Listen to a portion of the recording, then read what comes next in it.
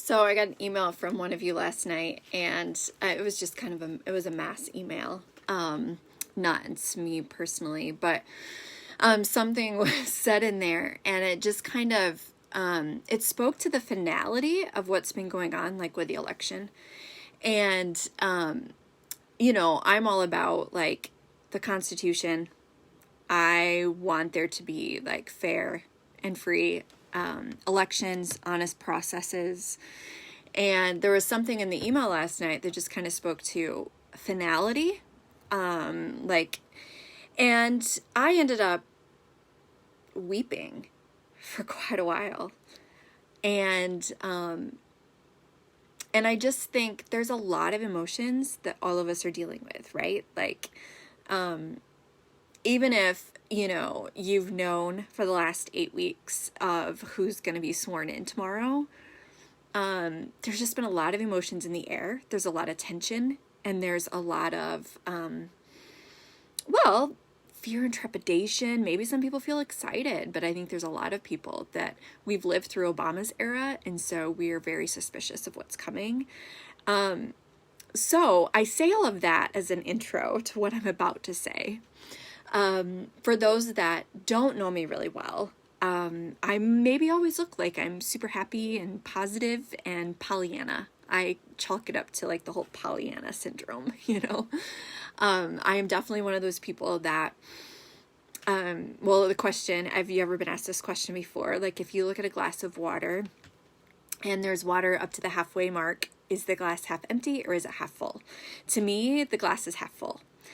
And so my encouragement to you guys as we embark on tomorrow, Inauguration Day, and there's a whole lot of unknown of what the future holds, I challenge you to spend tomorrow praying, stay off of social media, but start the day with a smile, because no matter what we face, yes, we're seeing now more than ever that elections have consequences.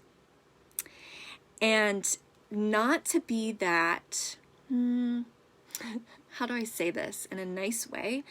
So as someone who's been a part of the political process for quite a while, and as I hear grassroots that are grieved, angry, mad about who we have in elected office, on one hand, I grieve with you, but hear this with the heart of, I'll just say it, it's because it's truth. Everybody that is grieving about who our governor is, or who is in the House, or who is in the Senate, or who is in the mayor's seat, in large part, that's up to you. I was even talking to my dad the other day about this, the whole idea of, if people are mad at Governor Whitmer, well, I want to say to grassroots all over Michigan, well, where were you when she was running for office, for governor? But not only that, where were you when she was running for Senate? You see, progressives and liberals are very smart. I will give them that. They plan ahead. They're strategic. They're long-term. Now, conservatives, on the other hand, our very fundamental principles speak to individual rights and liberty. Like, let me do my family, let me do life our way, let us take care of ourselves, you do you, right? So when you have to beseech citizens to be engaged longer than just for one vote, it can be counterintuitive. It's different than what you've known growing up, maybe than even what you saw your parents do or not do. Maybe your parents were the type that were like, we vote and that's it. Where we're at today is going to demand a higher level of engaged grassroots. And with that comes an awakening. It comes that moment of realizing, how did we get here? This is where we're at. What do we want the future to look like? And America was never meant to be run or guarded by just a handful of citizens. I heard somebody today, something I was listening to, basically made this point, that what happens on the local level, it travels. So as you are even kind of weighing, gosh, what I feel about who's being inaugurated, right? And do I stay engaged? And do I choose to toss in the towel and walk away? Or do I choose to press on? I encourage you to start out your back door. It's highly possible that the policies that are being fought for, well, I'll give you a good example. I was listening to David Barton from Wall Builders. If you've not checked them out, wallbuilders.com, go get on YouTube and listen to videos from David Barton. He's this amazing historian who understands the foundation of our nation.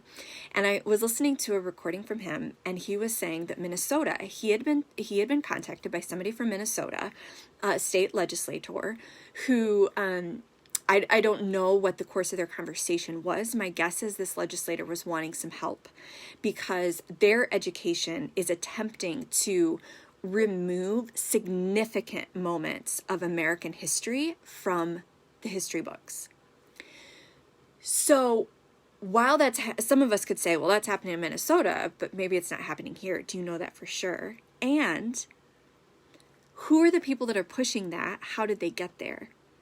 A lot of times the policies, I would argue, I don't know this for a fact, but this would be when you know human nature, right? And you understand the process of everything, that if there's a policy that's being championed on the national level, it's highly possible it was already vetted on the state level.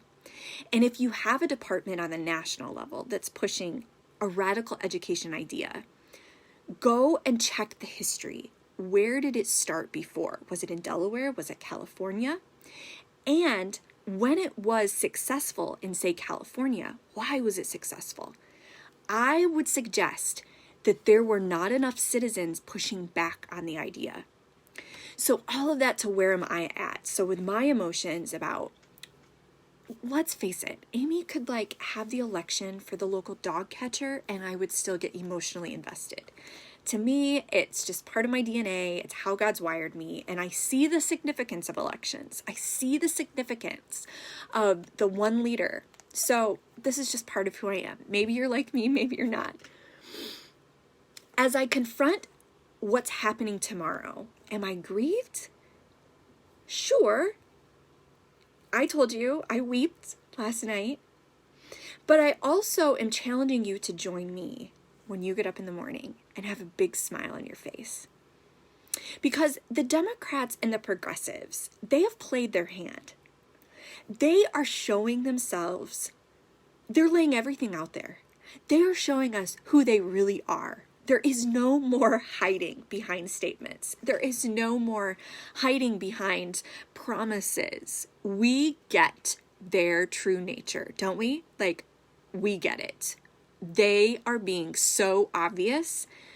We can be mad at it, or we can say, bring it. Bring it, bring it, bring it. Part of my prayer, God, keep revealing. Just keep revealing, keep revealing.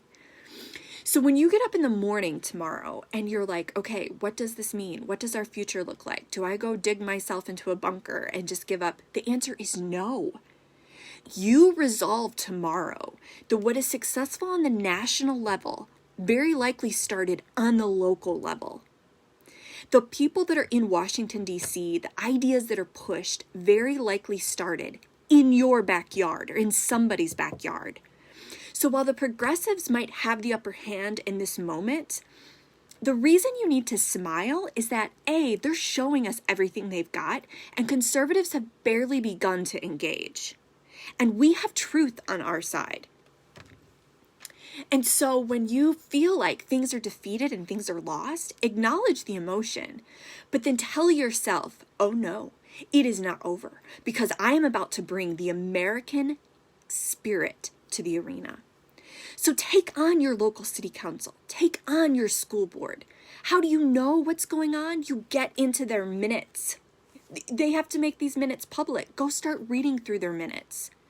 I had somebody recently that said, Amy's right. We need to start paying attention to the local. She said, look what's on our city council, or I forget exactly what form of government, but look at what's on our agenda, and had to do with marijuana expansion and some other issue that was going to affect her own friend. So just by you by us having all these emotions that we're wrestling with, they're not bad, but don't give in to them. Choose instead to say, okay, this is my defining moment. This is when I am standing in faith, and when I am going to speak truth, and when I am going to get involved, and I am going to start to love my community, and I am going to find out what is happening, and I'm going to bring friends along for the journey. And then by the end of tomorrow, when you could be curled up in a corner crying, make it your mission by the end of tomorrow, you have found out something new about your community. You have found out how you are going to go and get involved, and you're going to start to tune into the live county commission meetings. You're going to sign up for precinct delegate. You're going to start monitoring what's going on with the school board. You're going to call your county clerk and you're going to say, when's the next election and what are the openings and what are citizen boards I can be a part of. Make it your mission. You start the day with a smile. You end the day with additional knowledge on what's going on in your community and an idea for how you can start to get involved, and you're going to tell a friend. Because this is the thing, conservatives. America is not over. We are not done. This is just beginning, because we now have Americans all over this nation that are waking up, that are doing the very thing that people like me have longed for and yearned for and tried for a long time. Wake up, pay attention, wake up, pay attention, wake up, pay attention. Now is your moment. Now, while you may not have the fast response, this is what I think Michigan citizens are going to have to embrace and recognize, even though it's a difficult truth. Politics and government do not change in a snap. They're not supposed to. You don't want a new policy or a new government principle put in place in a snap, right? So if you want a government leader to change, or you want a policy to change, it's going to take time, and it's going to take strategy. So if you want a better governor, you've got to start getting involved now. So go to unlockmichigan.com and sign up to get on our email list, because the team that I've been honored to work with, we're already starting to look at 2022. Now you may say, but we need something now. I know you feel like you need something now. I understand that's the emotion. But in the world that we live in the government we live in, you cannot have immediate results in a moment. So Amy, what are our solutions? Well, your solutions are first of all to identify who is Lord of your life. Is it Jesus? Then friend, you have all sorts of hope, because he has tons of solutions ahead of you. So who is your Lord? And recognizing that where our leaders got to in making this great nation, it didn't happen overnight. Are you joking? Go back and read your history and see how long it took them to get to the place where they said, we're breaking from Great Britain, and how long it took them to the place to say, we need a civil war, and how long it took them. So the results that you want, the new governor you want, the new policies you want will not happen overnight. The big takeover that we feel like has happened with Democrats and progressives, I kid you not, they have been working at this for a long time. So guess what, friends? Buckle your seatbelts, because we may not get the exact answer we want tomorrow, but you can start to dive into your local area, start to bring along conservatives, and start to play the long game. Yes, sure, we're going to have elections in 3 months even, and you're going to have a chance to make your voice heard. Yes, you can send an email to your state rep tomorrow, and you can influence them on a certain vote in this moment. But we've also got to start playing the long game. The long game. The long game that says, who's governor in 4 years? Who's governor in 8 years? Who's governor in 10 years? Who's running for Senate in 10 years? Oh my gosh, Amy, this is so overwhelming. It's called welcome to life. Nothing is supposed to be easy. We can do this. We're Americans. You don't have to eat the whole, as my mother says, don't eat the whole elephant. How do you eat the elephant? One bite at a time. So what's the next step? The next step is have hope, because America is not done. No, we are having a great groaning period. And it's okay for us to be mad and scared and afraid and livid and disgusted and all of the emotions. But resolve that when you go to bed tonight, you will wake up with a smile. Because not only have our founding fathers laid amazing structures, but the American people are waking up. And with God on our side, nothing is impossible. The fact that our opposition is showing us all their cards, my answer, which you can feel free to join me in this, is bring it. Keep exposing your hand. They're shutting us down on Twitter, so what? They're shutting us down on emails, okay. They're shutting us down on this and that, guess what? We're Americans. And we have access to God, who I guarantee you, he has ideas for media and social media and business and politics that haven't even been tapped into yet. He's waiting for this moment when a desperate people cry out and say, new idea? New idea, God. We need a new idea for media. We need a new idea for restaurants. We need a new idea. We need a new idea. And God's like, finally, the brilliant Americans are asking. No, this is an amazing opportunity. So when you're kind of wrestling and feeling like all hope is lost, recognize you're only seeing through a keyhole. Go read your history. Recognize the Jesus inside of you, and if we really believe God is who he says he is, then all those promises in his word apply to you and me. Nothing is impossible with him. With faith as small as a mustard seed, we can move mountains. So you have a little bit of faith to get involved in your local community. Guess what? That's all you need. He said, where two or more are gathered in my name, I will listen. Great. You want to start praying for your schools and you only have one other mom that will do it? That's all you need. You start praying and God's going to bring you more people. He said, but what do we do with our businesses that are failing? Ask God. He has new business ideas. He's waiting for a hungry people to ask. So friend, part of me feels like laughing after I'm done weeping and before I start weeping again. On one hand, the truth of it is, these are the moments that we'd read about in the history books. These are the moments when the Paul Revere's sat around and said, do we stay in our comfort zone or do we press on? We press on because we know there's a better future. We press on because we know truth. We press on because light is on our side.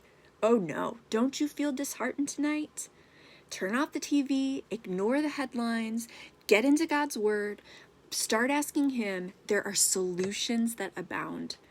So have faith, have hope, seize this moment. I guarantee you, you step out in boldness right now, you lift your voice to the heavens and you say, God, I will trust you. I may not see it, I may not hear it, I may not feel it, but I choose to trust you and I choose to take a step of faith by engaging. David Barton, which I'm excited to listen to this series, but he has this theme that's called Run to the Roar. He's telling this story about how the lions in the great Sahara desert, the lions, they look like they're, the real fierce ones, right? That are going to scare you. But he was explaining it that your big burly lions are on one end roaring and your female lions, I don't even know if that's the right term, they're on the opposite end. And there's some trap that they do that he roars and so it scares the prey away towards the female lions. So the point is while there is this big roar and we feel like that we need to cover and we need to cower and we need to hide ourselves, no, run to the roar. The roar is safe. The lion is just letting out a noise, but he's not the scariest one. It's the females. So run to the roar. And God's like, you guys, if you will let me, this will be the sweetest time of your life.